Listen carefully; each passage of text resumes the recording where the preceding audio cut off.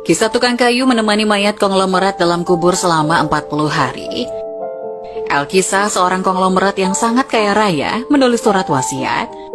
Barang siapa yang mau menemaniku selama 40 hari di dalam kubur, setelah aku mati nanti, akan aku berikan warisan separuh dari harta peninggalanku.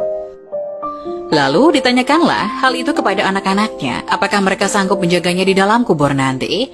Tapi anak-anaknya menjawab, mana mungkin kami sanggup menjaganya ayah, karena pada saat itu ayah sudah menjadi mayat. Keesokan harinya dipanggillah semua adiknya, dan beliau kembali bertanya, adik-adikku, sangguplah di antara kalian menemani aku di dalam kubur selama 40 hari setelah aku mati nanti, aku akan memberi setengah dari hartaku. Adik-adiknya pun menjawab, apakah engkau sudah gila? Mana mungkin ada orang yang sanggup bersama mayat selama itu di dalam tanah?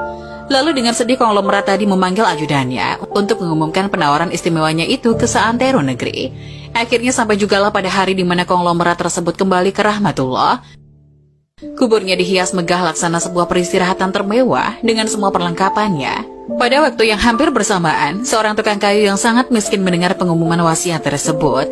Lalu tukang kayu tersebut dengan tergesa-gesa segera datang ke rumah konglomerat tersebut untuk memberitahukan kepada ahli waris akan kesanggupannya. Keesokan harinya dikebumikanlah jenazah sang konglomerat. Si tukang kayu pun ikut turun ke dalam liang lahat sambil membawa kapaknya. Yang paling berharga dimiliki si tukang kayu hanya kapak untuk bekerja mencari nafkah. Setelah 7 langkah para pengantar jenazah meninggalkan area pemakaman, datanglah malaikat Mungkar dan Nakir ke dalam kubur tersebut. Si tukang kayu menyadari siapa yang datang. Ia segera agak menjauh dari mayat konglomerat. Di benaknya sudah tiba saatnya lah si konglomerat akan diinterogasi oleh malaikat Mungkar dan Nakir. Tapi yang terjadi malah sebaliknya. Malaikat Mungkar Nakir malah menuju ke arahnya dan bertanya, apa yang kau lakukan di sini? Aku menemani mayat ini selama 40 hari untuk mendapatkan setengah dari harta warisannya, jawab si tukang kayu. Apa saja harta yang kau miliki? Tanya Mungkar Nakir. Hartaku cuma kapak ini saja untuk mencari rezeki, jawab si tukang kayu. Kemudian Mungkar Nakir bertanya lagi, dari mana kau dapatkan kapakmu itu? Aku membelinya. Lalu pergilah Mungkar dan Nakir dari dalam kubur tersebut. Besok di hari kedua mereka datang lagi dan bertanya, apa saja yang kau lakukan dengan kapakmu? Aku menebang pohon untuk dijadikan kayu bakar, lalu aku jual ke pasar, jawabnya. Di hari ketiga ditanya lagi, pohon siapa yang kau tebang dengan kapakmu ini? Pohon itu tumbuh di hutan belantara, jadi tidak ada yang punya. Apa kau yakin? Lanjut malaikat. Kemudian mereka menghilang. Datang lagi di hari keempat, bertanya lagi, adakah kau potong pohon-pohon tersebut dengan kapak ini sesuai ukurannya dan beratnya yang sama untuk dijual? Aku potong dikira-kira saja, mana mungkin ukurannya bisa sama rata, tegas tukang kayu. Begitu terus yang dilakukan malaikat Mungkar Nakir, datang dan pergi sampai tak terasa sekarang 39 hari sudah.